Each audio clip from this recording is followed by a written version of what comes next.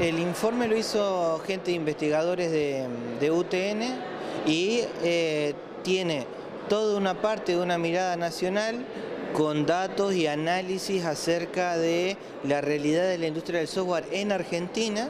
Muchos datos son aportados de la CESI, otros vienen del Ministerio de Producción, del Ministerio de Economía, datos que salieron a partir de la ley de software. Y otra parte del informe ya sí trata de bajar esos datos con una mirada específicamente de la realidad en Entre Ríos y tratando de ser lo más federal posible dentro de la propia provincia, digamos. ¿Y qué datos surgen de eso? Bueno, hay muchas cosas interesantes para debatir acerca de la información que surgió de ahí, pero como datos macro de lo que a mí me llamó muchísimo la atención, que estando en el sector no los conozco, digamos, es que en principio tenemos dos polos fuertes en la provincia en todo lo que es el sector del software. Y están prácticamente igualados, es Paraná y Concepción del Uruguay. Ahí tenemos el grueso del sector de desarrolladores del software. Después otro dato que tenemos mucho trabajo por hacer en el resto de los departamentos y ciudades, ¿verdad? Después otro dato muy interesante que hay es que en el sector del software, a diferencia de cualquier otro sector de la industria, no importa la escala para exportar. Eso es un dato muy importante. Otro dato muy importante es que es un sector, a diferencia de lo que muchos por ahí pueden creer y nosotros mismos, porque todas estas cosas son muy nuevas, o sea, si bien son empresas que hacen tecnología, por ahí falta mucho hablar sobre las empresas que hacen tecnología y es lo que yo creo que aporta de bueno este informe, que las pone a la luz y trata de que los distintos estamentos debatan acerca del futuro del sector. Un dato muy importante que se ve muy claro en el informe es que el sector viene creciendo. Y en los momentos de crisis simplemente ha bajado el ritmo de crecimiento. Pero no ha perdido, incluso en los momentos de amesetamiento del crecimiento, no ha perdido ningún recurso humano. O sea, las empresas tienden a conservar a su recurso humano, aún de ser un sector en el cual la rotación de personal es muy alta.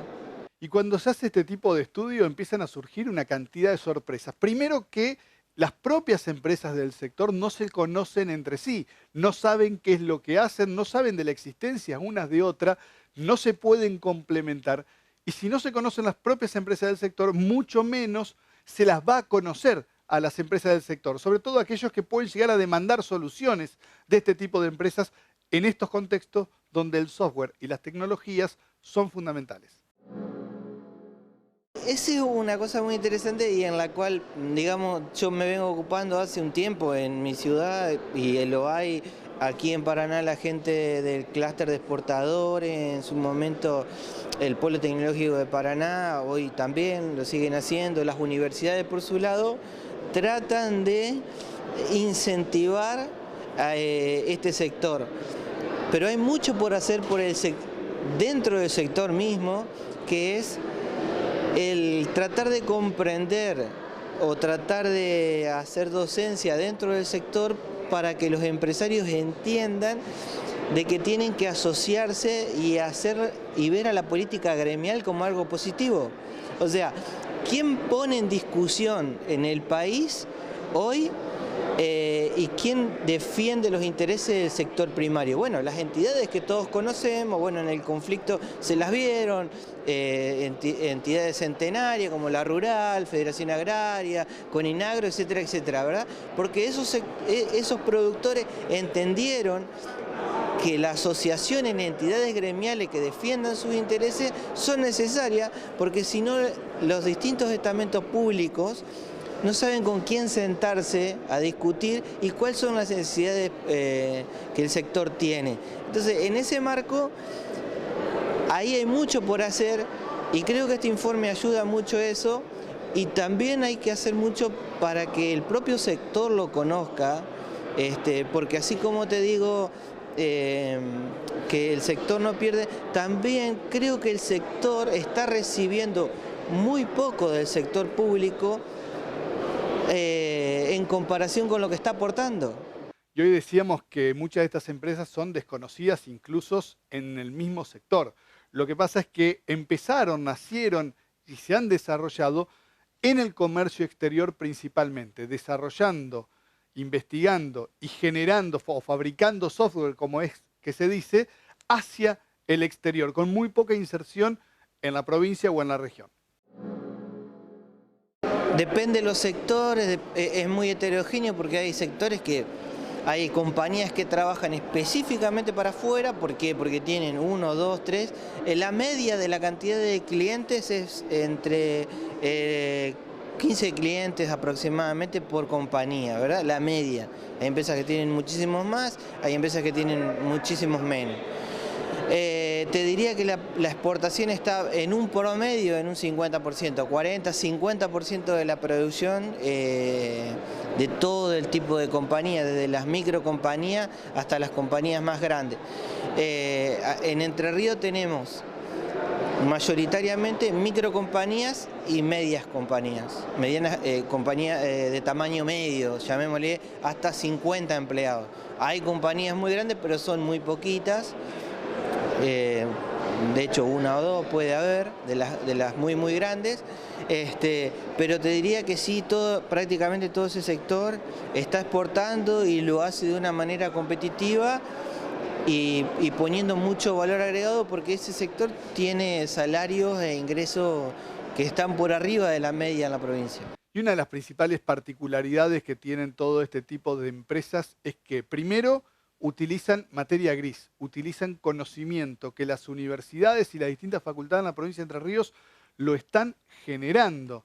Y segundo, que para potenciarlas no se necesitan grandes inversiones.